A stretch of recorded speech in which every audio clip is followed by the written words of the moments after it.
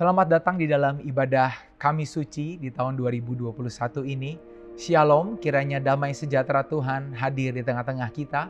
Walaupun kita sekarang masih berkumpul secara terpisah, secara online, tapi kiranya damai sejahtera Tuhan turun atas kita. Dan biarlah dengan antusiasme yang sama kita boleh datang untuk memuji, untuk menyembah Tuhan kita. Rasul Paulus di dalam Filipi pasal yang kedua ayat yang kelima mengatakan, hendaklah kamu dalam hidupmu bersama menaruh pikiran dan perasaan yang terdapat juga di dalam Kristus Yesus. Rasul Paulus mengajak kita untuk kembali mengarahkan pikiran dan perasaan kita kepada Kristus. Bapak Ibu, biarlah di Minggu Kudus ini, di dalam rangkaian ibadah Minggu Kudus, biarlah kita kembali mengarahkan pikiran dan perasaan kita. Kita kembali mengarahkan pandangan kita kepada Kristus dan karyanya yang luar biasa bagi setiap kita. Bapak Ibu, di dalam ibadah Kamis Suci hari ini, kita akan bersama-sama Bapak Ibu dipimpin dengan liturgi yang diambil dari Yohanes pasal yang ke-13. Kita akan melihat kisah di mana Kristus membasuh kaki murid-muridnya. Kita bersyukur kita juga akan ditolong oleh seorang sand painter, seorang pelukis yang melukis dengan menggunakan pasir. Dia akan menolong kita untuk kita kembali menyelami Yohanes pasal yang ke-13 ini. Sehingga akhirnya kita boleh mengalami Tuhan. Mari bersama-sama kita mau siapkan hati kita. Kita mau sungguh arahkan pikiran perasaan kita hanya kepada Kristus. Mari kita berdoa. Ya Tuhan, kami mengucap syukur dan kami berterima kasih kalau hari ini Tuhan kami boleh bersama-sama datang beribadah walaupun masih secara online. Tapi Tuhan, kami tahu karya-Mu begitu luar biasa, sehingga tidak ada alasan bagi kami untuk tidak beribadah kepadamu Tuhan. Di dalam Minggu Kudus ini, kembali hangatkan hati kami, kembali ingatkan kami akan karya, akan karakter-Mu yang luar biasa yang Kau nyatakan bagi setiap kami Tuhan. Biarlah pikiran dan perasaan kami boleh diarahkan. Tuhan berkati kami, pimpin ibadah ini dari awal pertengahan hingga akhirnya. Biar kami boleh sungguh mempersembahkan yang terbaik. Karena kami tahu Engkau sudah terlebih dahulu mempersembahkan yang terbaik bagi kami. Berkati teknologi yang kami gunakan untuk ibadah online ini. Biar semuanya boleh berjalan dengan baik. Sehingga kami boleh meninggikan nama Tuhan, menyembah Tuhan, dan nama Tuhan dipermuliakan. Kami serahkan ibadah kami hari ini ke dalam tangan-Mu. Hanya di dalam nama Tuhan Yesus yang percaya bersama-sama katakan, amin. Suatu hari, ketika tibalah hari roti tidak beragi, yaitu hari di mana orang harus menyembelih domba Paskah, Yesus meminta murid-muridnya untuk mempersiapkan perjamuan Paskah bagi mereka. Yesus telah tahu bahwa saatnya sudah tiba untuk beralih dari dunia ini kepada Bapa. Sama seperti Ia senantiasa mengasihi murid-muridnya, demikianlah sekarang Ia mengasihi mereka sampai kepada kesudahannya.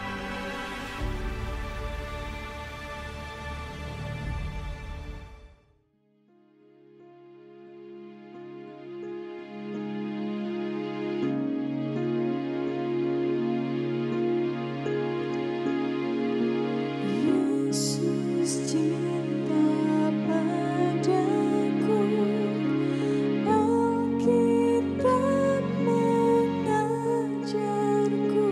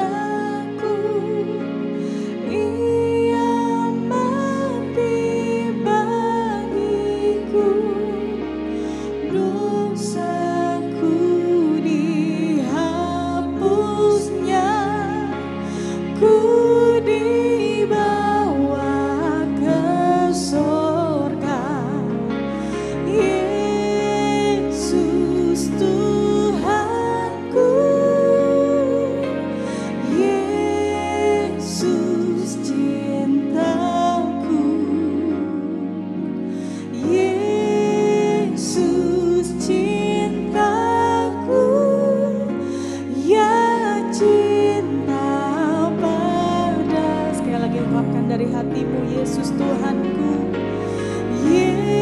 Yesus Tuhanku, Yesus cintaku, Yesus cintaku, yang cinta padaku. Ini iman kami, Tuhan. Yesus cinta padaku dan tetap bersamaku. Kelak Ia akan datang pulang, bawaku ke rumahnya.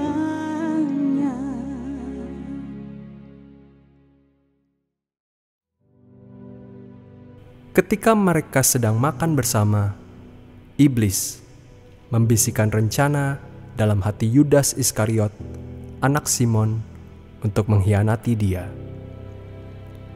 Yesus tahu bahwa Bapanya telah menyerahkan segala sesuatu kepadanya dan bahwa Ia datang dari Allah dan kembali kepada Allah.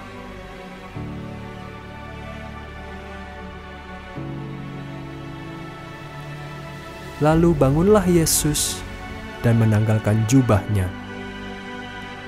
Ia mengambil sehelai kain lenan dan mengikatkannya pada pinggangnya. Kemudian, ia menuangkan air ke dalam sebuah basi dan mulai membasuh kaki murid-muridnya, lalu menyekanya dengan kain yang terikat pada pinggangnya itu.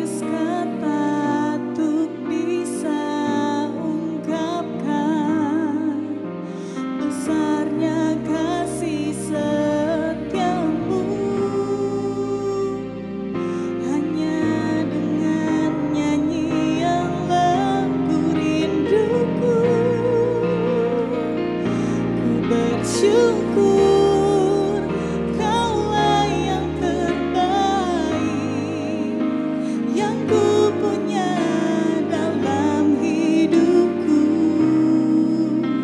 Tak ada yang bisa menggantikan kasih setiamu di sepanjang hidupku selamanya. Terima kasih Tuhan, ku dipilih. Mari naikkan pujian ini sebagai rasa syukur kita. Ini syukur kami Tuhan, terima kasih Tuhan.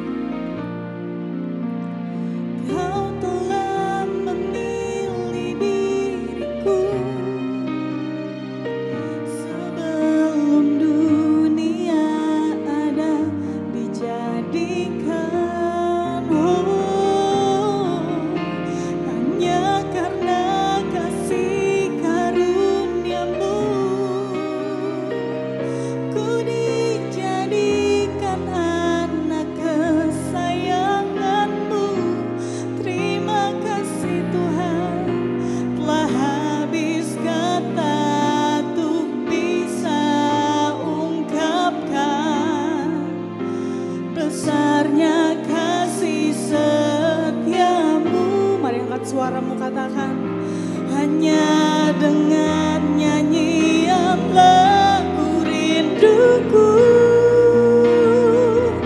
ku bersyukur Kaulah yang terbaik yang ku punya dalam hidupku. Tak ada yang bisa menggantikan kasih setiamu di sepanjang hidupku selamanya. Terima kasih Tuhan, ku bersyukur Kaulah yang terbaik yang ku punya dalam hidupku. Tak ada yang bisa menggantikan kasih setiamu di sepanjang hidupku selamanya.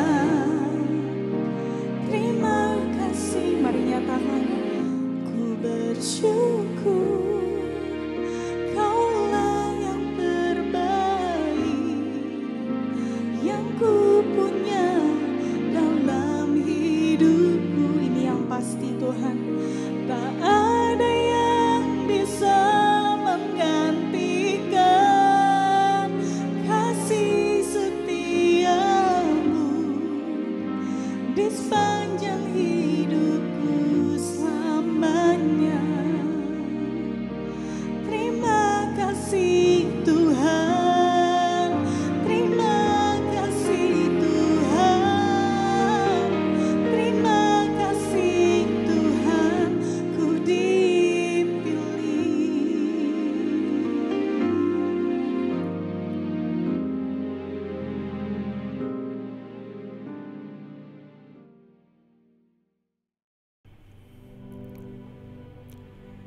Maka sampailah kepada Simon Petrus. Kata Petrus kepadanya, "Tuhan, Engkau hendak membasuh kakiku?" Jawab Yesus kepadanya, "Apa yang kuperbuat, engkau tidak tahu sekarang, tetapi engkau akan mengertinya kelak." Kata Petrus kepadanya, "Engkau tidak akan membasuh kakiku sampai selama-lamanya."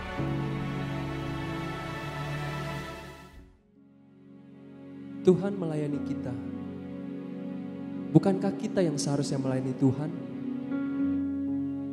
Tanpa kita sadar, seringkali kita bertindak seperti Petrus. Kita merasa cukup baik dan cukup hebat bagi Tuhan. Kita merasa bahwa kita dapat berkorban banyak bagi Tuhan. Bahkan mungkin kita merasa sekarang sudah terlalu banyak yang kita berikan bagi Tuhan.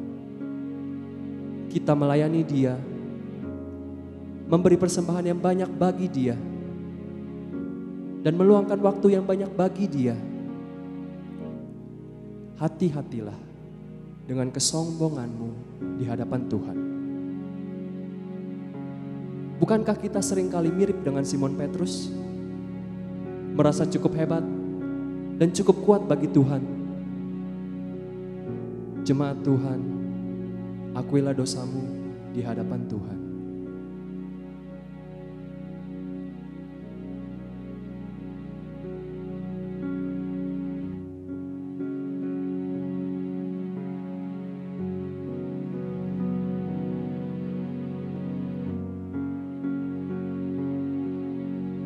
Inilah berita anugerah bagi kita semua. Yesus berkata, "Apa yang kuperbuat ini engkau tidak tahu sekarang, tetapi engkau akan mengertinya kelak. Jikalau aku tidak membasuh engkau, engkau tidak mendapat bagian dalam aku."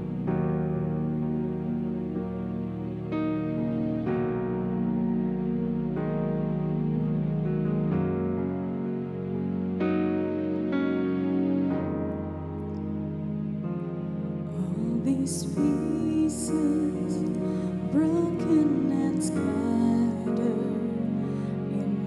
together, mended and whole, empty-handed, but not forsaken. I've been set free. I've been set free. Amazing grace, how sweet the sound that saved a wretch like me. Oh, I once was lost, but now I am found. Was blind, but now I see. Oh, I can see you now. Oh, I can see the love in your eyes, laying yourself down,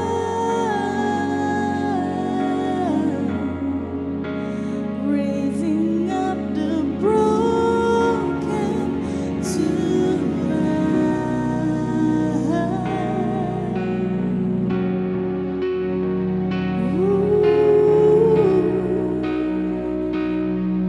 Thank you, Jesus.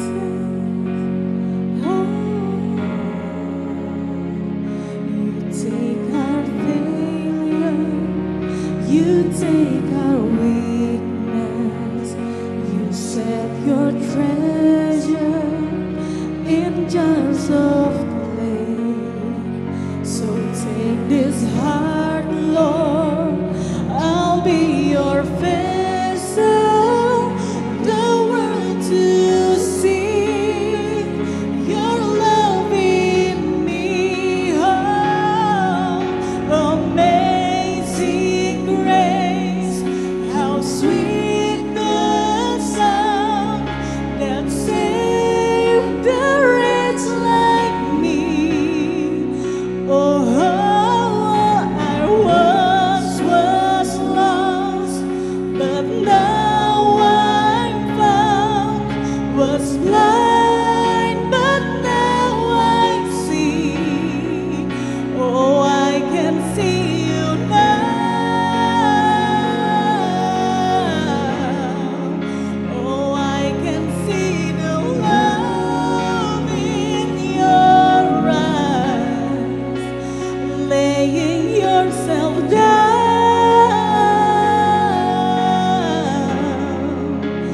raising up the broken to life.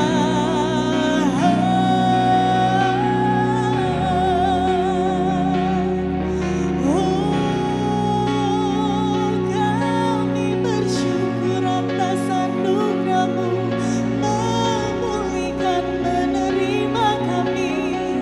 Terima kasih Tuhan, hanya kasih-Mu yang mampu mengubahkan.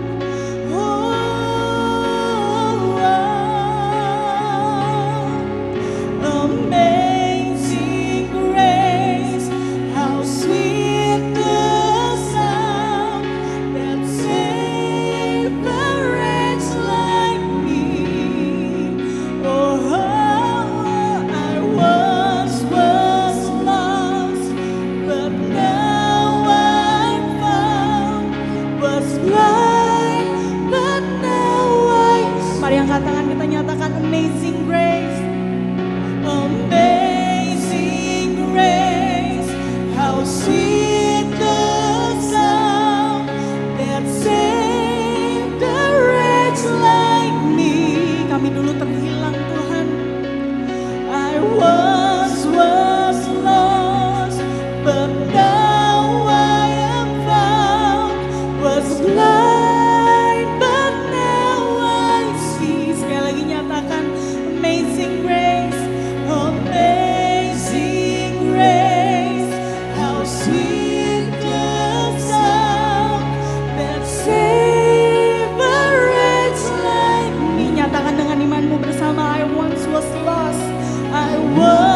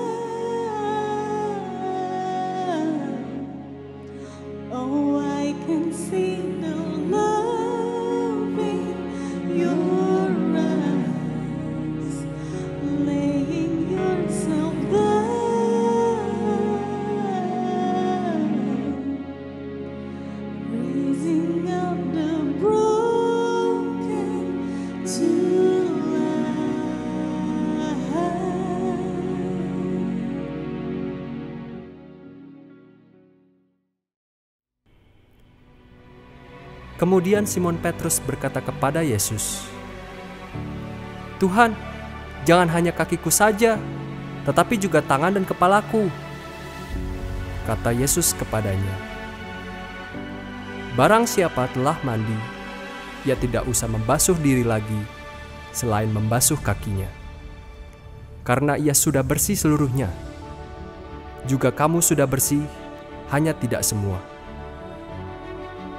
Sebab ia tahu siapa yang akan menyerahkan dia. Karena itu ia berkata, "Tidak semua kamu bersih." Sesudah ia membasuh kaki mereka, ia mengenakan pakaiannya dan kembali ke tempatnya. Lalu ia berkata kepada mereka, "Mengertikah kamu apa yang telah kuperbuat kepadamu? Kamu menyebut aku guru dan Tuhan, dan katamu itu tepat. Sebab memang akulah guru dan Tuhan. Jadi, jikalau aku membasuh kakimu, aku yang adalah Tuhan dan gurumu, maka kamu pun wajib saling membasuh kakimu. Sebab aku telah memberikan suatu teladan kepada kamu, supaya kamu juga berbuat sama seperti yang telah kuperbuat kepadamu. Aku berkata kepadamu, sesungguhnya seorang hamba tidaklah lebih tinggi daripada tuannya, ataupun seorang utusan daripada dia yang mengutusnya."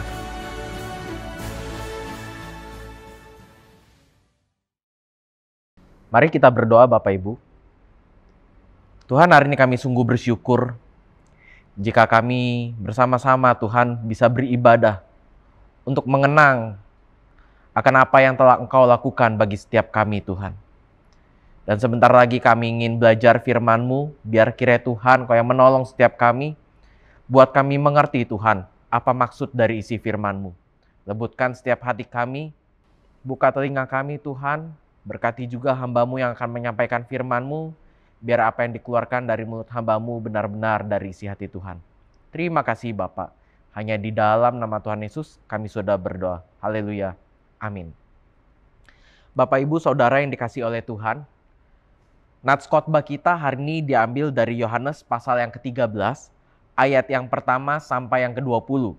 Tetapi karena tadi juga sudah dibacakan, saya akan mengajak kita semua untuk lebih fokus kepada ayat yang ke-12 sampai yang ke-20. Dan saya akan membacakan untuk kita semua. Yohanes pasal yang ke-13, ayat yang ke-12 sampai yang ke-20. Demikianlah firman Tuhan. Sesudah ia membasuh kaki mereka, ia mengenakan pakaiannya dan kembali ke tempatnya. Lalu ia berkata kepada mereka, "Mengertikah kamu apa yang telah kuperbuat bagimu? Kamu menyebut aku guru dan Tuhan dan katamu itu tepat. Sebab memang akulah guru dan Tuhan. Jadi jikalau aku membasuh kakimu, aku yang adalah Tuhan dan gurumu, maka kamu pun wajib saling membasuh kakimu. Sebab aku telah memberikan suatu teladan kepada kamu, supaya kamu juga berbuat sama seperti yang telah kuperbuat kepadamu. Aku berkata kepadamu, sesungguhnya seorang hamba tidaklah lebih tinggi daripada tuannya, ataupun seorang utusan daripada dia yang mengutusnya. Jikalau kamu tahu semua ini, maka berbahagialah kamu jika kamu melakukannya." Bapak Ibu Saudara yang dikasihi oleh Tuhan, dari ayat ini kita tahu bahwa kisah ini menceritakan di mana satu hari sebelum Yesus disalibkan. Pada malam itu, Yesus sedang melakukan perjamuan makan malam dan tiba-tiba Yesus membasuh kaki murid-muridnya. Mungkin ketika kita membaca nats ini Bapak Ibu, ada sebuah pertanyaan pertama yang muncul di dalam pikiran kita. Apa makna dari pembasuhan kaki ini? Apa sih makna dari pembasuhan kaki ini?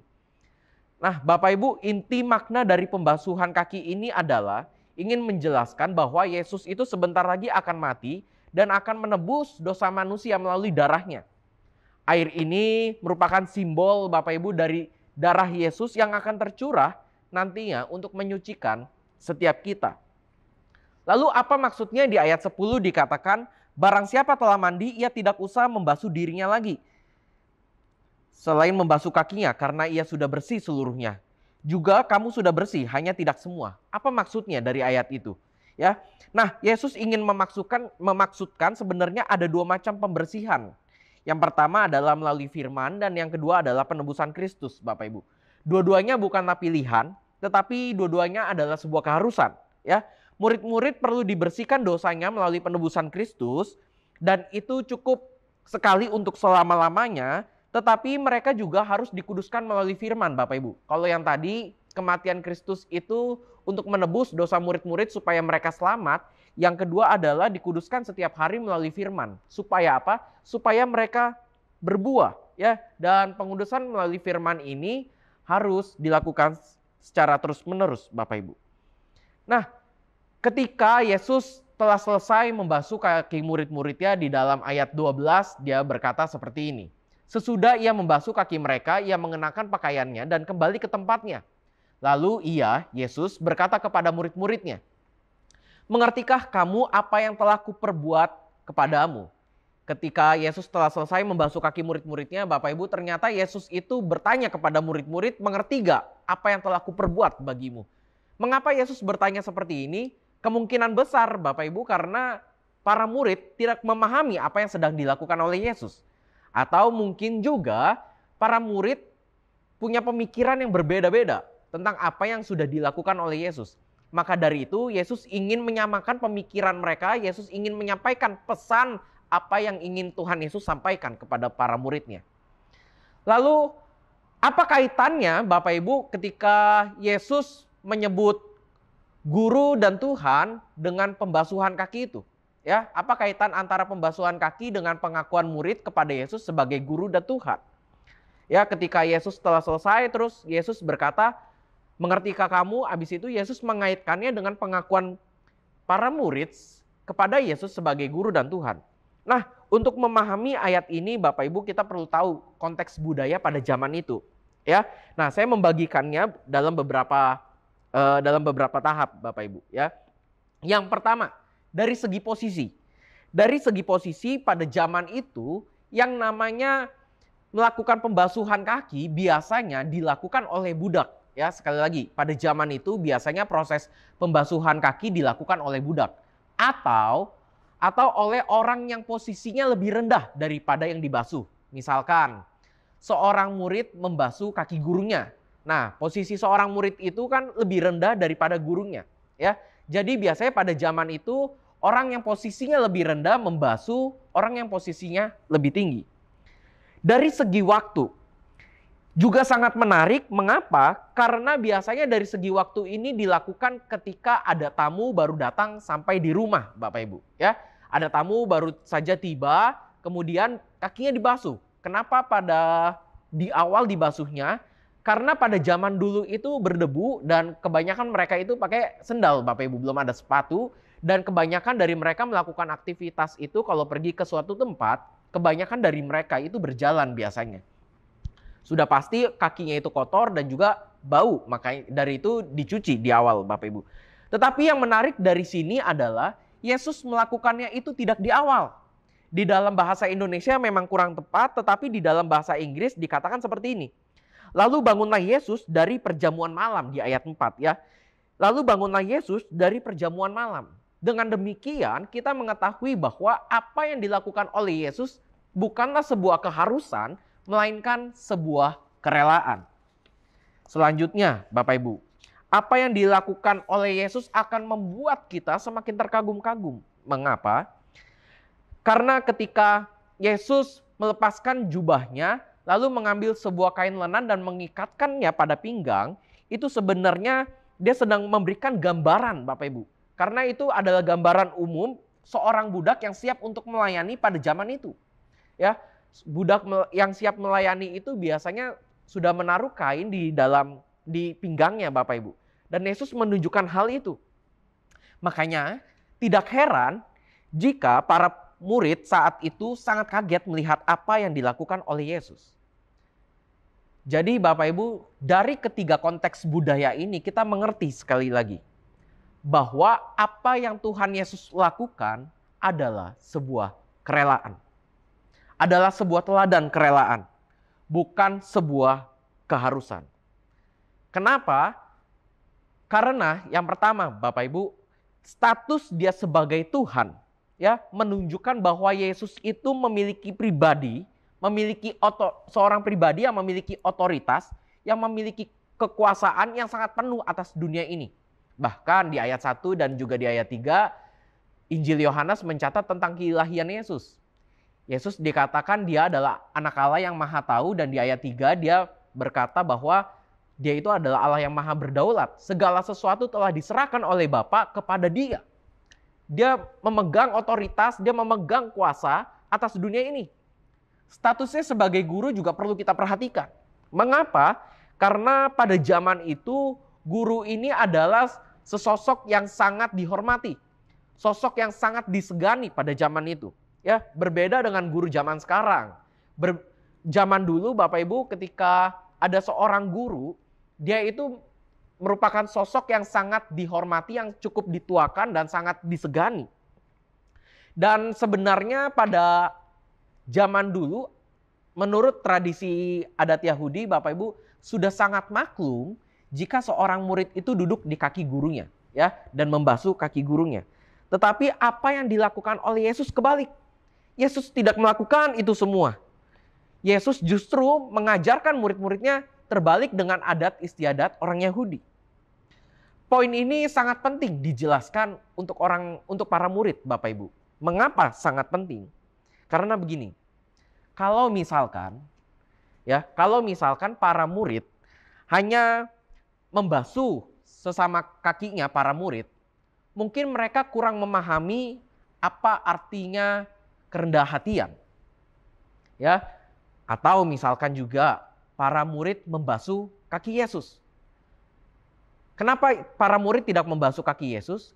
Kalau misalkan dilakukan, Bapak Ibu, mungkin juga para murid kurang akan mengerti apa maksudnya dari kerendahan hatian.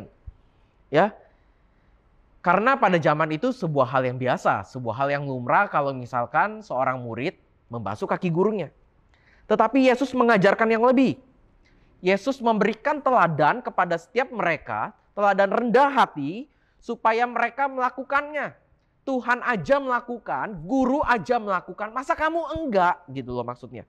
Ya, tujuan Tuhan Yesus memberitahu ini adalah supaya agar setiap mereka melakukan kerendahan hatian, Bapak Ibu, supaya setiap mereka mengikuti teladan Yesus itu karena Tuhan. Karena Tuhan sudah melakukan terlebih dahulu. Maka dari itu mereka bisa melakukan. Itulah maksud dari Tuhan Yesus. Jadi Yesus ini bisa dikatakan adalah pribadi yang sempurna, yang sangat tepat untuk diikuti teladannya.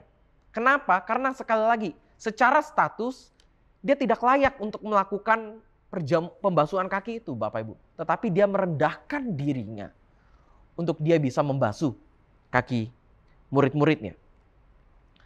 Lalu di ayat 14 dikatakan seperti ini. Jadi, jikalau aku membasuh kakimu, aku yang adalah Tuhan dan gurumu, maka kamu pun wajib saling membasuh kakimu. Tuhan Yesus ingin berkata kepada murid-muridnya, aku ini adalah Tuhan dan gurumu. Begitu juga kamu wajib saling membasuh kakimu.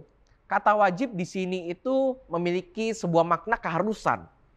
Contoh misalkan ya, ada orang punya hutang dan hutang itu adalah harus dibayar, ya kan? Utang itu harus dibayar. Seperti itu Bapak Ibu, ketika Yesus berkata, kamu pun wajib saling membasuh kakimu. Itu maksudnya adalah kamu harus sama seperti saya. Para murid harus sama seperti Yesus, melakukan apa yang Yesus ajarkan. Di ayat 15 dikatakan, sebab aku telah memberikan suatu teladan kepada kamu, supaya kamu juga berbuat sama seperti apa yang telah kuperbuat kepadamu. Yesus yang adalah guru dan Tuhan berkata kepada murid-muridnya, kamu wajib melakukan seperti apa yang telah aku lakukan. Dan dikatakan, karena aku telah memberikan suatu teladan. Teladan apa yang dimaksud? Yang dimaksud oleh Tuhan Yesus ini bukanlah sebuah teladan ritual, Bapak Ibu. Tetapi lebih daripada itu. Makna dari pembasuhan kaki ini adalah Tuhan Yesus ingin mengajarkan para murid, ingin memberikan para murid itu sebuah teladan. Teladan apa? Teladan kerendahan hatian. Bagaimana bisa guru dan Tuhan itu membasuh kaki seorang murid. Dari situ kita belajar bukan yang namanya teladan kerendah hatian. Bukan hanya kerendah hatian, tetapi Yesus juga belajar yang namanya kerelaan. Tadi sudah dijelaskan di awal bahwa Yesus itu melakukan bukan karena sebuah keharusan, Bapak Ibu, tetapi karena sebuah kerelaan dari hatinya. Bukan hanya itu saja, tetapi Yesus juga mengajarkan meneladani yang namanya melayani. Yesus mau melayani orang yang ada di bawahnya. Bukan hanya seharusnya dia bisa dilayani, tetapi dia menolak itu. Dia lebih memilih untuk melayani. Tidak hanya sampai di situ saja. Yesus juga mengajarkan poin penting di dalam ayat ini, yaitu pengampunan. Kenapa saya bisa bilang pengampunan? Karena di ayat ini Bapak Ibu kita bisa melihat bahwa kaki Yudas Iskariot juga dibasuh sama Tuhan.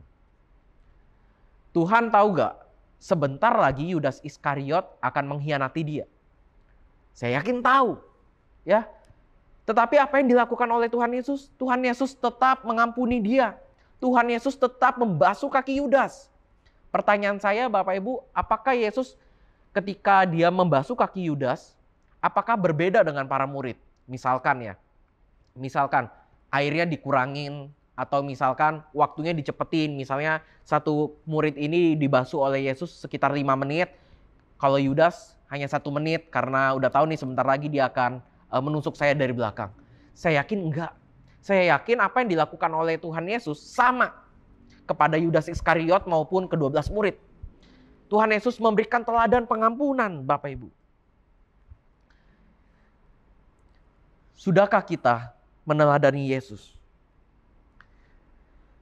Tapi dari sini kita mengetahui Bapak Ibu, yang namanya melayani itu jauh lebih sulit. Yang namanya mengampuni itu jauh lebih sulit daripada melayani. Ketika kita melayani seseorang, mungkin itu baik-baik saja buat kita, ya. Karena kita biasanya ketika kita melayani seseorang, Bapak Ibu, menempatkan diri kita itu ada di atas. Menempatkan diri kita itu sebagai penolong. Menempatkan diri kita itu sebagai pahlawan. Tetapi kalau misalkan kita berbicara tentang pengampunan, itu menempatkan diri kita pada jadi korban, Bapak Ibu. Disakiti aja sudah sakit. Apalagi kita harus mengampuni. Tetapi inilah yang dilakukan oleh Yesus. Yesus ingin mengajarkan para muridnya sebuah teladan, Bapak Ibu, teladan kerendah hatian dan juga pengampunan. Melayani dan juga kerelaan, Bapak Ibu. Dan inilah yang dimaksudkan oleh Tuhan Yesus. Sampai di sini, saya mau bertanya.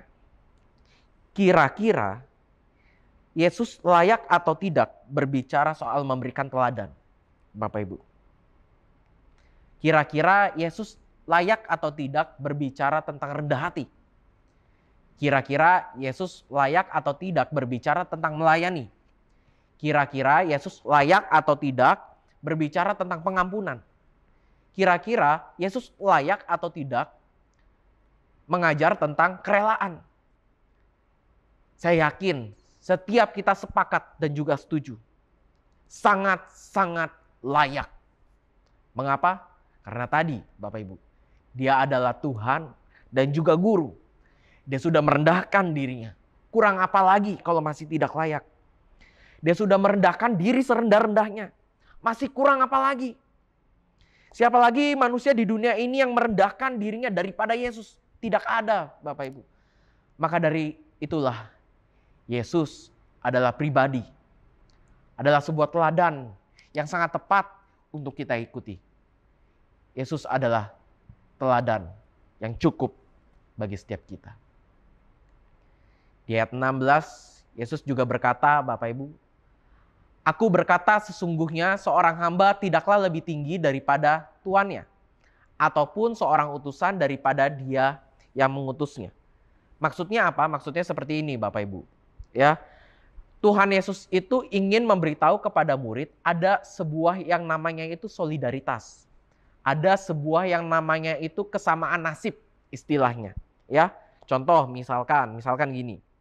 Ketika saya punya anak buah, ya, misalkan A, ya, saya mengutus si A untuk pergi ke tempat si B. Saya bilang, hey A, kamu pergi sampaikan pesan saya kepada si B. Kemudian habis dari saya mengutus si A, Bapak Ibu, si A pergilah ke tempat B, dan di tempat si B ini, si A ini diperlakukan dengan kejam. Sangat tidak dihormati, sangat tidak dihargai. Dan akhirnya dia diusir, Bapak Ibu, sama si B. Nah, ketika saya mendengar hal itu, Bapak Ibu, yang lebih sakit hati itu bukan si A. Yang lebih sakit hati itu saya. Kenapa? Karena saya ini adalah pengutus si A. Saya mengutus. Ketika si A tidak dihargai, ketika si A tidak dihormati, saya yang lebih sakit hati. Kenapa? Karena saya mengutus dia. Nah, inilah maksud dari ayat ini, Bapak Ibu. Tuhan pengen kasih tahu ada yang namanya kesamaan nasib. Maksudnya gini, kalau Kristus aja ditolak, kenapa kita tidak ditolak? Penolakan itu adalah hal yang wajar, Bapak Ibu. Karena Yesus aja yang adalah kebenaran itu ditolak, apalagi kita. Maksudnya simpelnya gampangnya gini. Yesus aja rendah hati, kenapa kita tidak rendah hati? Yesus aja mau melayani, kenapa kita tidak melayani? Yesus saja merelakan dirinya, Bapak Ibu. Kenapa kita tidak? Yesus aja mengampuni murid-muridnya, kenapa kita tidak mengampuni sesama kita? Itu maksud dari ayat ini, Bapak Ibu. Terus pertanyaan selanjutnya, Bapak Ibu, bagi setiap kita adalah, apakah mungkin bagi setiap kita bisa meneladani Yesus? Tentu saja ini bukan pertanyaan yang cukup mudah, saya yakin Bapak Ibu. Jawabannya adalah sangat sulit. Bahkan tidak mungkin buat saya. Kenapa? Karena apa yang telah Yesus lakukan itu benar-benar luar biasa, Bapak Ibu. Kalau misalkan saya ibaratkan, Bapak Ibu, perjalanan Yesus itu saya ibaratkan sebagai sebuah anak tangga. Ya, dia yang tadinya Tuhan berinkarnasi jadi manusia itu udah turun. Ya, terus abis itu dia jadi budak lagi, Bapak Ibu. Itu udah turun banget, udah turun banget. Ya, tidak ada di dunia ini yang bisa menyamakan dengan Yesus, Bapak Ibu. Kalau kita hanya melayani sesama, itu sifatnya ke samping. Tetapi apa yang dilakukan oleh Yesus itu sifatnya dari atas ke bawah. Dia itu turun, Bapak Ibu. Kalau kita melayani, mengampuni, itu masih levelnya sama. Karena kita mengampuni sesama dan lain sebagainya macamnya. Tetapi apa yang telah dilakukan oleh Yesus itu sifatnya dari atas ke bawah. Maka dari itu, kalau ditanya apakah mungkin bagi kita untuk meneladani Yesus? Jawabannya tidak mungkin. Tetapi ada sebuah kabar gembira, Bapak Ibu. Walaupun kita tidak mungkin, memang betul kita tidak mungkin, tetapi Kristuslah yang memampukan kita. Kristuslah yang memberikan kita kekuatan supaya kita bisa meneladani Dia. Buktinya apa? Buktinya Yesus itu memberikan perintah kepada setiap kita untuk kita mengikuti teladannya. Tidak mungkin kalau misalkan Yesus itu memberikan perintah kepada kita kalau kita tidak bisa melakukannya. Kita bisa melakukannya, Bapak Ibu, bukan dengan kekuatan kita, tetapi karena Kristus, karena Roh Kudus yang ada di dalam diri kita. Dan itulah yang memampukan setiap kita. Jadi apakah mungkin bagi kita untuk meneladani Yesus sekarang? Ya, karena Roh Kudus, karena Kristuslah yang memampukan kita. Singkat ceritanya, intinya seperti ini, Bapak Ibu, ya. Pelayanan Kristuslah sebenarnya yang menyempurnakan seluruh perbuatan kita. Apa yang Yesus lakukan di ayat ini sampai dia akhirnya harus mati di kayu salib, itulah yang menyempurnakan setiap perbuatan kita, Bapak Ibu. Itulah yang menyempurnakan setiap pelayanan kita. Itulah yang menyempurnakan setiap kita memberikan pengampunan kepada sesama kita dan lain sebagainya macamnya. Kristuslah yang menyempurnakan kita. Walaupun kita tidak bisa meneladani Yesus dengan sepenuhnya, bukan berarti kita itu tidak harus meneladani. Justru karena kita sudah menerima keselamatan itu, kita perlu meneladani Kristus, Bapak Ibu. Karena ini satu paket, tidak bisa dipisahkan. Kita sebagai orang percaya harusnya kita itu mencerminkan karakter Kristus. Dan ini bukan pilihan. Sekali lagi, ini bukan pilihan, ini adalah satu paket, satu kesatuan, Bapak Ibu. Kita tidak bisa memilih A atau B, tidak bisa. Ya, kalau kita tidak mau meneladani Kristus, kita mau meneladani siapa lagi? Tidak ada, Bapak Ibu. Dan di ayat 17 dikatakan, jikalau kamu tahu semua ini, maka berbahagialah kamu jika kamu melakukannya. Tuhan tahu Bapak Ibu, mungkin sulit bagi setiap kita. Tetapi ada pertolongan Roh Kudus bukan yang menolong setiap kita, memampukan setiap kita. Tidak hanya itu saja Bapak Ibu, Tuhan juga memberikan kita sebuah pesan kabar baik. Apa? Jikalau kamu tahu semua ini, maka berbahagialah kamu jika kamu melakukannya. Tuhan berkata, jika kita melakukannya, maka kita akan berbahagia. Tetapi di dalam bahasa aslinya Bapak Ibu lebih tepat diterjemahkan dengan kata berbahagi, dengan kata diberkatilah. Jikalau kamu tahu semua ini, maka diberkatilah kamu jika kamu melakukannya. Tentu saja ayat ini tidak jelas berkata tentang berkat seperti apa Bapak Ibu. Saya yakin yang namanya berkat itu nggak cuma secara materi, nggak cuma secara fisik. Tetapi bisa juga hal lain bukan? Misalkan contoh, saya tahu mengampuni itu tidak mudah. Mengampuni itu sulit. Tetapi Tuhan berkata, ampunilah musuhmu. Kita disuruh mengikuti teladan Yesus. Sulit gak mengampuni? Sulit. Disakiti aja sudah sulit, apalagi disuruh mengampuni Bapak Ibu. Tetapi Tuhan berkata, diberkatilah kita. Maksudnya apa? Maksudnya adalah gini, mungkin ketika kita mengampuni orang itu sulit, tetapi ada sebuah perasaan sukacita yang kita rasakan ketika kita mengampuni seseorang, bukan?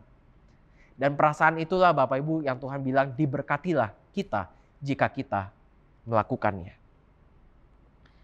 Jadi kesimpulan dari khotbah ini Bapak Ibu Saudara yang dikasihi oleh Tuhan. Mari sama-sama kita mau meneladani Kristus. Kita memang tidak bisa sempurna seperti Kristus Bapak Ibu. Tetapi Kristus sendirilah yang menyempurnakan setiap kita. Bukan kita yang sanggup melakukan teladan Kristus, tetapi Roh Kuduslah yang ada di dalam diri kita yang memampukannya. Mari sekali lagi kita mau meneladani Kristus sebagai teladan satu-satunya. Teladan Yesus cukup. Bukan hanya cukup, tetapi lebih dari cukup. Amin. Mari sama-sama kita berdoa. Tuhan, terima kasih kalau kami sudah mendengarkan firman-Mu. Kami ingin belajar Tuhan tentang teladan-Mu. Kami berdoa biar kiranya Kau yang memampukan setiap kami, supaya kami bisa meneladani perbuatan Kristus Tuhan. Biar kiranya Roh Kudus yang sanggup menolong dan juga menopang setiap kami. Kami berdoa Bapa biar kiranya Kau yang terus menolong setiap kami, menolong setiap kehidupan kami. Supaya pun dimanapun kami berada, kami bisa terus mencerminkan Kristus. Terima kasih Tuhan. Hanya di dalam nama Tuhan Yesus kami sudah berdoa. Amin.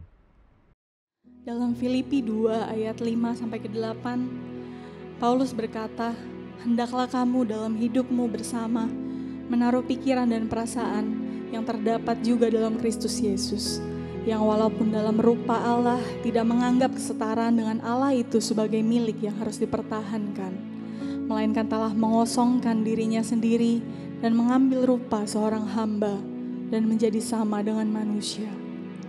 Dan dalam keadaan sebagai manusia, ia telah merendahkan dirinya dan taat sampai mati, bahkan sampai mati di kayu salib. Kita bersyukur punya Tuhan yang luar biasa, Raja yang mau berkorban bagi kita. Terima kasih Tuhan. Terima kasih Tuhan.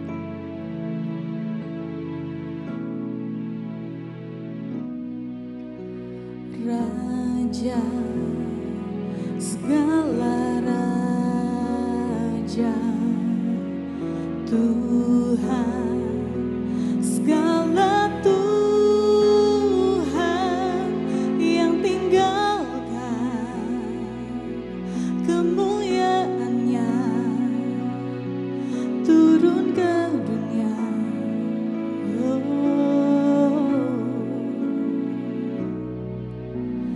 Dia lewati semua, hidup sebagai hamba. Dia setia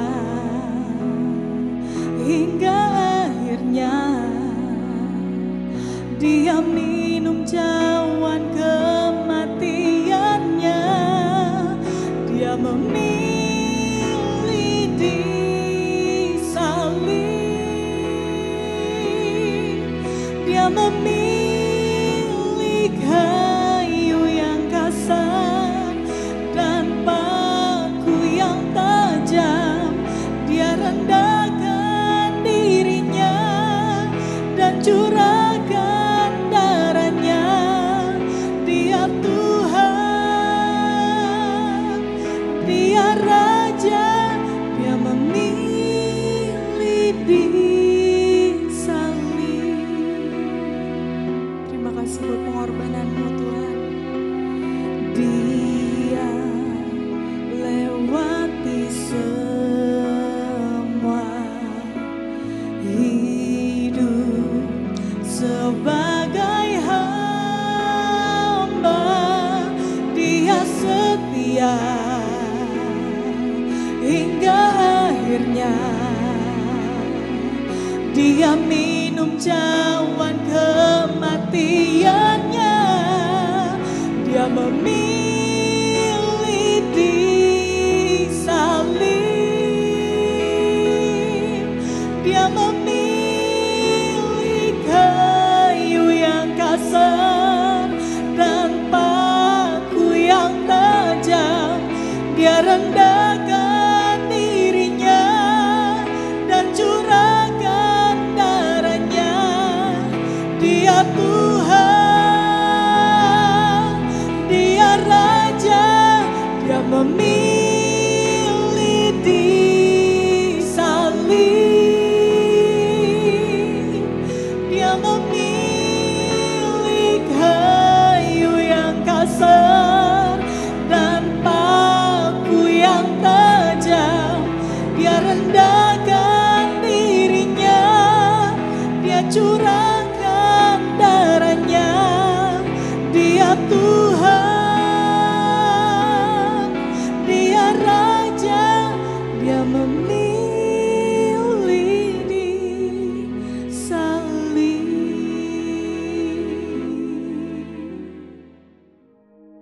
Bapak, Ibu, Saudara, kita sudah belajar tentang keteladanan Tuhan Yesus. Oleh sebab itu Tuhan Yesus berkata bagi kita semua, jikalau kamu tahu semuanya ini, maka berbahagialah kamu jikalau kamu melakukannya.